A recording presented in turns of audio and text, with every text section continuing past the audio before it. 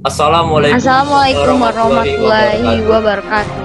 Om Swastiastu, Namo Buddhaya, salam kebajikan, salam sejahtera untuk kita semua. Selamat siang semuanya. Di sini dengan saya David dan teman saya Fulanasya Putri. Kami dari Cogito hadir untuk memberikan seputar informasi menarik untuk teman-teman sekalian yang telah kami rangkum. Adapun bahasan yang kami ingin sampaikan pada kesempatan kali ini mengenai mewujudkan pembangunan berlanjutan yang disebut dengan SDGs atau Sustainable Development Goals dan cakupannya, khususnya dalam mencapai kesetaraan gender.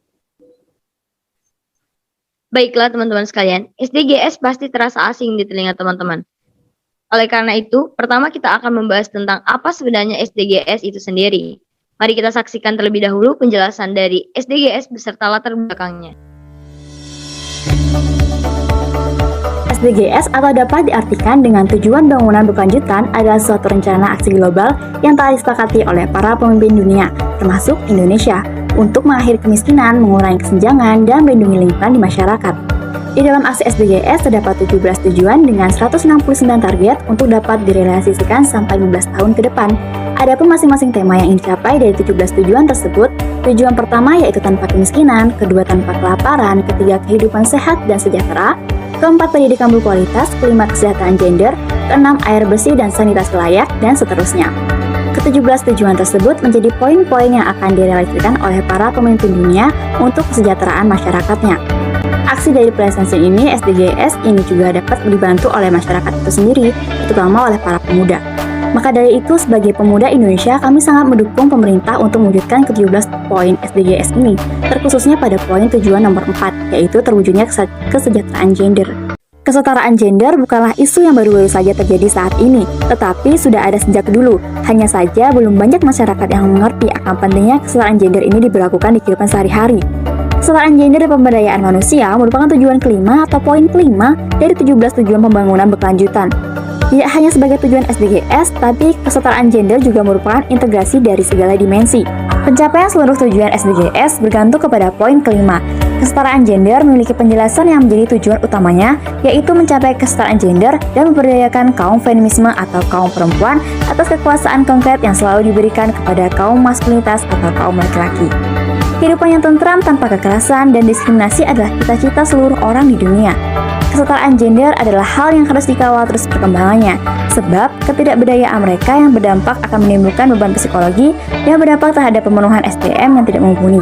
Aksesibilitas menjadi poin utamanya sebab diberikannya akses yang sama terhadap pendidikan, perawatan, kesehatan, pekerjaan yang layak, dan pelindungan diharapkan dapat mendorong kesejahteraan bagi setiap kaum perempuan maupun laki-laki tanpa ada yang dirugikan. Mungkin dari kalian ada yang bertanya-tanya, bukankah sekarang ini kesetaraan gender sudah diterapkan dengan baik? Lalu, mengapa kita harus memperjuangkan hak-hak perempuan? Kesetaraan gender memang sudah dilakukan dengan baik, akan tetapi masalahnya di sini ialah keamanan dan keadilan bagi perempuan belumlah sepenuhnya dilakukan dengan baik. Contohnya yaitu banyaknya kasus pelecehan seksual yang terjadi di lingkungan pendidikan belakangan ini, membuat perempuan harus lebih waspada. Oleh karena itu, kita sebagai mahasiswa dan generasi bangsa seharusnya memperjuangkan dan menerapkan kesetaraan gender, tidak hanya di lingkungan kampus saja, tetapi juga di kehidupan dalam bermasyarakat. Wah, luar biasa sekali tujuan dari SDGs ini. Sungguh mulia. Kedepannya, pasti banyak orang yang akan merasakan kesejahteraan dalam hidupnya. Aksi ini sepatutnya perlu didukung oleh masyarakat luas. Benar sekali Kak David, kesejahteraan gender itu sangat minim sekali di Indonesia pada saat ini. Kita sebagai mahasiswa, semoga bisa meminimalisir akan hal tersebut. Setelah penjelasan dan opini dari teman saya ini mengenai SDGs dalam kesetaraan gender, kita menengok kesetaraan gender yang ada di Indonesia. Mari kita lihat beberapa isu yang telah kami rangkum mengenai kesetaraan gender yang ada di Indonesia.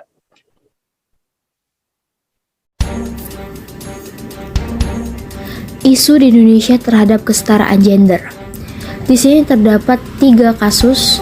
Yang pertama, kasus buruh perempuan di ACE, yang dimana salah satu buruh perempuan harus melakukan operasi kuret karena terlalu banyak mengangkat beban yang berat.